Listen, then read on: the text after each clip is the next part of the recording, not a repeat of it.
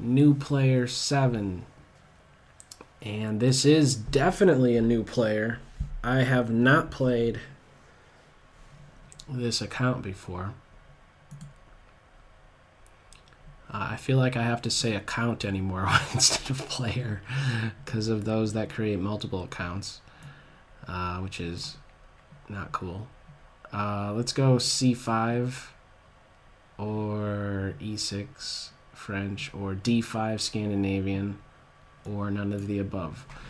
Alekhine or Alekhine. Flip a coin on the pronunciation maybe. Anyhow, you'll hear me use both pronunciations. Alekhine, A-L-E-K, H-I-N-E. E5 is the main move, I guess mainline Alekhine. Anyhow, there's a sequence of moves that can be played here where there are in-betweeners. Zwischenzug. Probably butchering that, and we're seeing it right now. So, no, I will not run away with my knight. You will run away with your knight, maybe. If you ran away, then I would occupy the center or something. You take me, I take you. In-betweener variation, we could call this. Alekhine's defense, the in-betweener variation. That's not really a thing, but I make some words up as I go along. If you've been on any of the streams, you'll know I make up a lot of stuff. I think it's just easier to say in-betweener than Zwischenzug. So I don't take right away. I make sure I, once again, in-betweenered. That's how many in-betweeners in a row. That's like 3 in-betweeners in a row. And I, once again, don't react to that. Throw in another in-betweener. Give a check. And finally, chop that pawn up. So, after the smoke has cleared, what in the world is going on?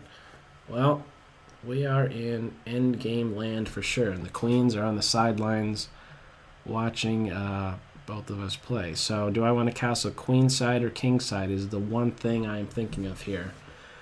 That's the first question that pops in my mind, and now I think if I'm going to castle queenside, I will want to follow up with knight c6, bishop d7, and then boom. How's that? However, is this going to be a problem? If I castle queenside, is f7 going to be a target? Might be. Boom. I don't know. Let's give it a shot. If the bishop plays here, I could play e5 and kind of just slam the door in its face. Okay, I did anticipate that move. This is a convenient reply, I'm pretty sure. Maybe h6 is something of a necessity? Is it? To stop knight g5? That could be quite annoying. Maybe I don't want to even castle queenside. That's another thing. Do I really want to castle queenside? Maybe, maybe not. Okay, well, I'm not having to worry about knight g5 now. I think queenside castle. What might I have to worry about, though? A knight maybe getting to h5 could be a pain. This is where I have an isolated pawn, and identifying weak points, weak pawns, will allow you to maybe start to see weak squares. Did you follow that? I don't think I've ever phrased it like that before, but I think it came out pretty good. I think. Identifying weak pawns will allow you to identify weak squares. This is isolated. Having this knight pivot on h5 might be pretty good. In the meantime, queenside castle. If the knight threatens to come here, I could always play h5. I think we're doing all right as black right here to just castle queenside, which is, I guess, a bit more...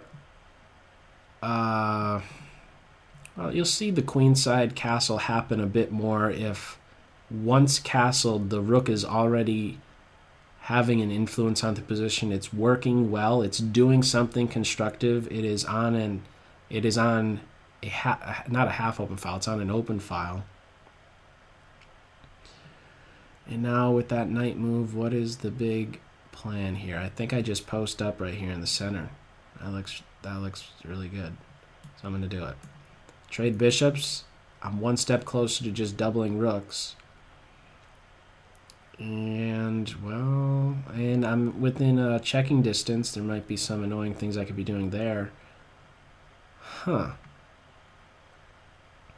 That's a bit of a pain. What about pawn push? Well, that's getting a little bit weird. Well, pawn push here. I think that's all right. No, I think it's bad. If I do this, bishop here, my knight's unprotected. Let me do this. Yeah, that was almost a slip right there. That wouldn't have been good. Okay, I do not want to have doubled pawns like that, double isolated pawns. No way. No thanks. This is tough. White really doesn't obtain like a great advantage or anything, but I don't have anything either.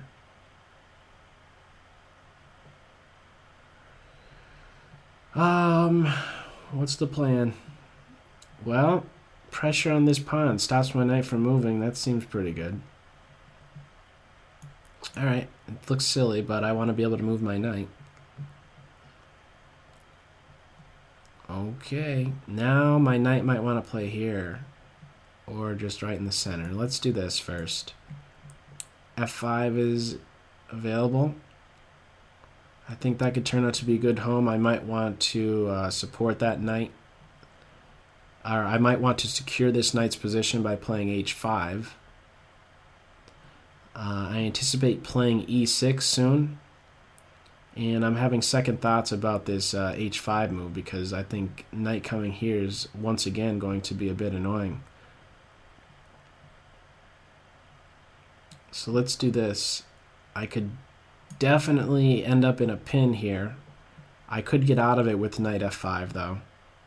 I am defending the bishop when I retreat like this. I might want to also consider b6 to make sure the knight doesn't get here. That could be a bit annoying. If this pawn moves, I have f3 available. A minute 3 to a minute 35. This is a good game so far. And now, what is the plan? Let's come here. If pawn push, I could play to h4 and then look at this f3 square. This is a really slow game. Really, really slow game. A lot of maneuvering, a lot of making sure of... What am I trying to do here? What am I trying to say?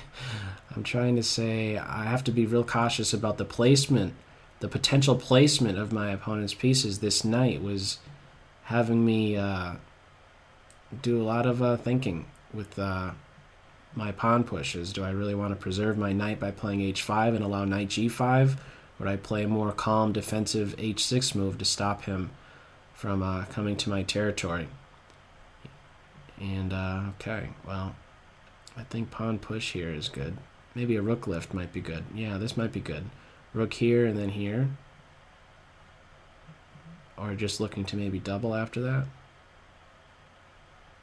I'm going to try that one. Seems very active. It is unprotected. There is no bishop move which would give check. Ooh! I missed that. I better come here. Pawn push might be played. Pawn push might be played, right? Oh no, I'm on the knight if the pawn push is there. Maybe I could consider f5. Okay. And now what? The knight has to go somewhere else. And with this f5 move, one of the reasons I went for it is because of what? It's cementing this pawn on f4, and maybe I could target it like so. If the rook came to pin, I was going to play here. Now I'm looking to just put pressure on this pawn, and I'm winning that pawn. I want my king in a better position first, though. Or not. Okay, well, I better go with this. This is a drawn position here. Let's try and win it, though. King position, if I have anything, it's maybe a king position. I guess the knight could be playing there. Let's stop that. King position is the only thing I have. And my knight is in a good spot. I could defend that and then come back. Ooh, I almost missed that. Let's come over here. I could defend this and then run with my pawn. No. Oh, I'm dropping that, but I could push. Go quick at this point. Go quick. Go quick. Don't allow for stalemate. Just keep pushing, keep pushing, keep pushing, keep pushing. Actually, let's do this. I don't want to get into stalemate situations. So, this player was, I think, better than their rating. In fact, I know they're much better than their rating. Were they a sneaky player? I think they might have been a sneaky player. Anyhow, good game versus new player, 07. Let's flip that board.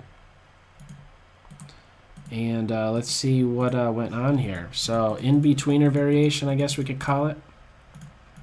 I had to be really cautious about this knight's decision to maybe get to h5. If f4 or g3 was played, I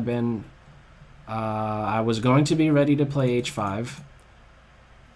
And I wonder what this player's real strength is, because they're not playing at the rating that they have there. You're not fooling me. So this was a tight game, and in this final position right here, I think it's just turning out to be equal. Right here. Right here. There's no. Okay, if there's some advantage, I guess it would be to black just because of maybe king position, but that's about it.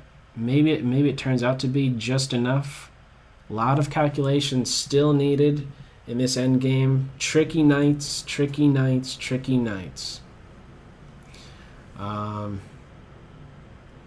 So yeah, king and pawn endgame. There's calculation needed, of course, and you throw a knight on the board for both sides, and there's even more calculation needed. So this was a good game. A lot of things to watch out for. A lot of precautionary moves. And I think a lot of patience needed for both sides. And White did show that. Okay.